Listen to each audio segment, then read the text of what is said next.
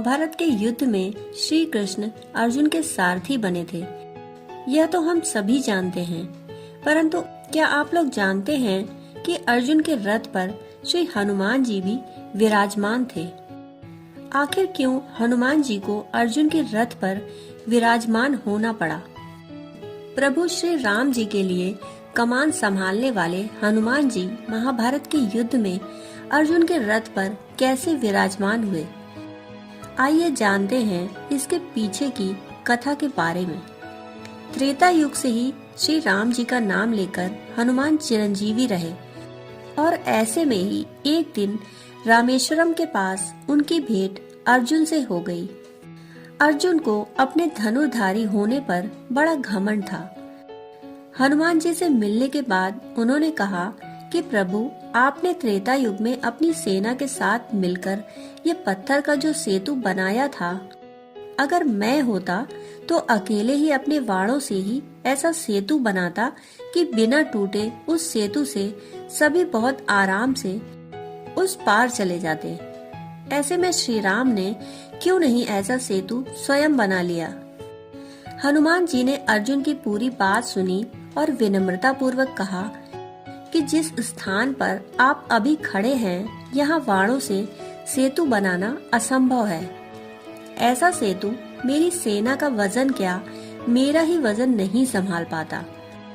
इस पर अर्जुन ने हनुमान जी को चुनौती दी कि अगर उन्होंने वाणों से ऐसा सेतु बना दिया जिसमें हनुमान जी 3 कदम चल पाए, तो फिर हनुमान जी को अग्नि में प्रवेश करना होगा, और अगर हनुमान जी के चलने से वह सेतु टूट गया तो फिर अर्जुन अग्नि में प्रवेश कर जाएंगे।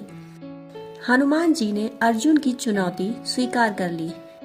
इसके बाद अर्जुन ने उनके सामने ही एक सरोवर में वाणों का सेतु बनाकर तैयार कर दिया। हनुमान जी प्रभु श्री राम का नाम लेकर उस सेतु पर चल पड़े, परंतु हनुमान जी का पहला कदम पड़ते ही वह सेतु डगमगाने लगा। दूसरे कदम में उस सेतु के टूटने की आवाजें आने लगी और तीसरा कदम रखते ही उस सरोवर का पानी रक्त जैसा लाल हो गया।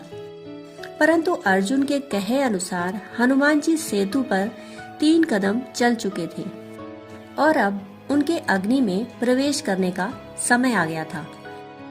जैसे ही वो अग्नि में प्रवेश करने वाले थे, वैसे ही वहाँ पर श्री कृष्ण अवतरित हो गए। उन्होंने श्री हनुमान जी को रोका और उन्हें समझाया कि दरअसल ये सेतु तो पहले कदम में ही टूट जाता, परंतु मैं ही कछुए का रूप लेकर इस सेतु के नीचे लेटा हुआ था। 2 कदमों के बाद तो ये सेतु टूट गया था और हनुमान जी का तीसरा कदम असल में श्री कृष्ण के ऊपर पड़ा था। इसीलिए सरोवर का पानी उनके रक्त से लाल हो गया। यह जानकर हनुमान जी को बहुत ग्लानि महसूस हुई और उन्होंने क्षमा मांगते हुए उनसे अपने पाप का प्रायश्चित करने का उपाय मांगा। अर्जुन भी ये सब जानकर निराश हो गए और दोनों ने भगवान से क्षमा मांगी। तब श्री कृष्ण ने दोनों को समझाया कि जो भी हुआ उनकी इच्छा से ही हुआ। ऐसे में मेरी यही इच्छा है कि आप कुरुक्षेत्र के युद्ध में हमारी सहायता करें। हनुमान जी ने उनसे पूछा कि वह कैसे अर्जुन की सहायता कर सकते हैं। तब उन्होंने हनुमान जी को अर्जुन के रथ के ऊपर ध्वजा में विराजमान होने को कहा। ऐसा करने से विरोधियों के बाण रथ पर लगे भी तो वह हनुमान जी के वजन के कारण पीछे नहीं जा पाएगा और अर्जुन को आगे बढ़ने से कोई रोक नहीं सकेगा। हनुमान जी ने श्री कृष्ण की बात मान ली और इस तरह से महाभारत युद्ध के दौरान अर्जुन के रथ पर हनुमान जी भी ध्वज के ऊपर विराजमान हो गए और अंतिम में अर्जुन की विजय हुई। दोस्तों, कहानी सुनने के लिए आपका बहुत बहुत आभार।